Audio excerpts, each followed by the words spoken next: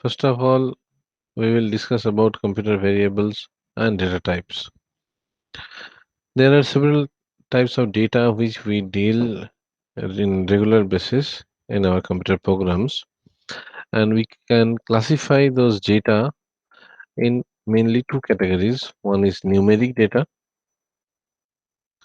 and the other one is non-numeric data. So as a beginner of C programming, we will discuss about mainly three major categories. In numeric data, we will discuss about integer and float. Integer means whole number and float means real numbers. That means the numbers having fractional part. And in non-numeric data, we will discuss about characters. Characters means all the alphabets, punctuation marks, even digits, and other symbols, special symbols. So if we want to deal with data, we need to store them. And that is where variables become important. Computer variable means some memory location where we can store some data. So it is basically some portion or some bytes in the primary memory or the RAM where we can put some data and we can access the data from it.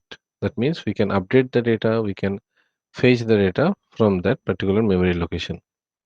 So we may assume for simplicity like this, one computer variable is like a box where this box will have mainly three components.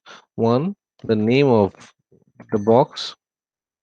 Within the box, we can put some value,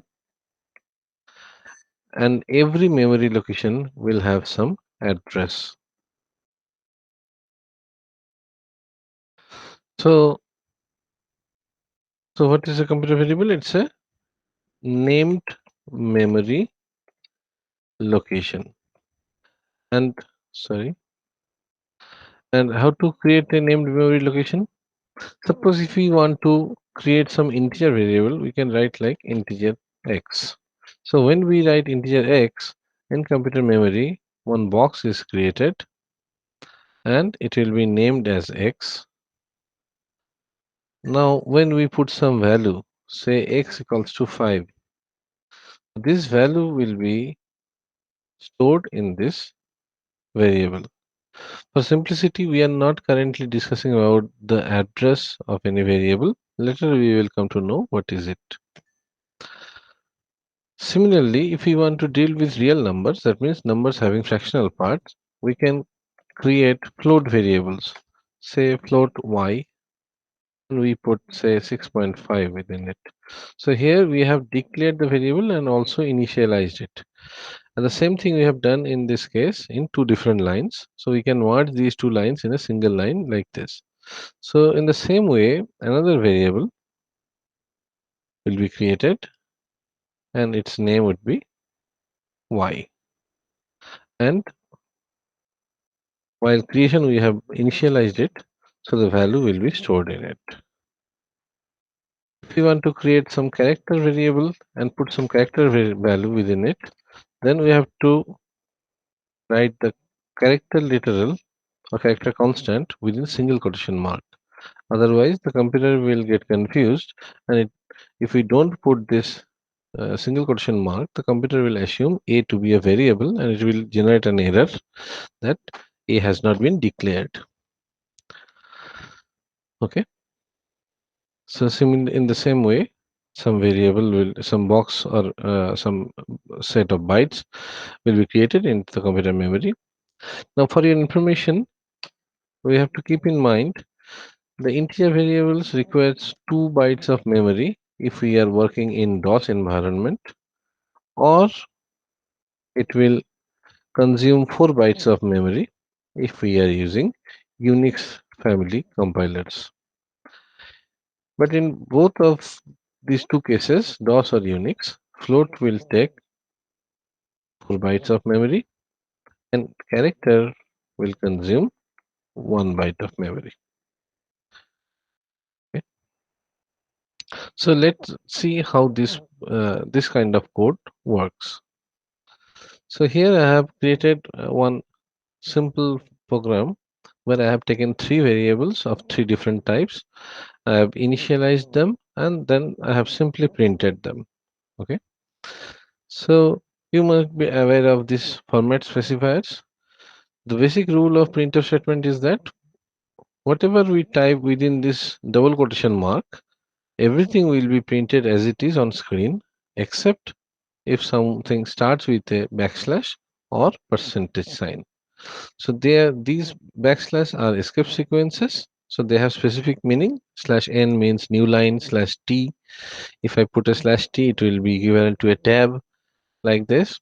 And percentage d, percentage f, and percentage c, these are format specifiers. So if I want to print some decimal value, then I have to use percentage d. If I want to print some real value, percentage f, and to print character variables, we have to put percentage c.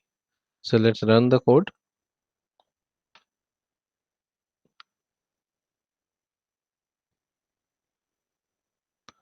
So this is the output of our simple program where the values have been printed.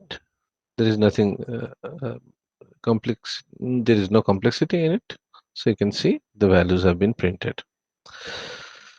So while dealing with variables, we have to always keep in mind that variables have three different components. One, the name, the second one is the value, and third one is the address.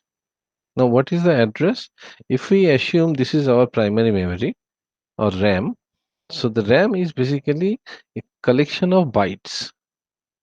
W- Uh, 1 byte is equals to 8 bits. So these are basically collection of bytes. So whenever we create some memory, whenever we create some variable in computer memory, equivalent number of bytes. Say for example, as for integer 2 or 4 bytes, and for float 4 bytes, and for character 1 byte is reserved into the computer memory, and the particular byte is named as we have given the name of the variable. Okay, and there is another important thing, that is the naming rule. The number one rule is the name may contain the alphabets, capital A to capital Z, small a to small z, and 0 to 9. So these are the allowed characters. So though 0 to 9, the 0 to 9, these are digits, but they can also be treated as symbols or numeric symbols. Okay. And there is another character which is called special character, which we can use in our variable name, that is the underscore sign. If some name of a variable contains more than one word, then we can connect these two words using a underscore sign. We cannot have space in a variable name. The second rule is the variable name must start with a character, not a digit. So if I write, say, integer 9a, so it's basically invalid name. But integer a9 is valid, a underscore 9 is also valid, underscore a9 is valid, underscore 9a is valid. So these are all valid names. So this gives you a simple understanding of the variables and how we can use them in our program. Thank you.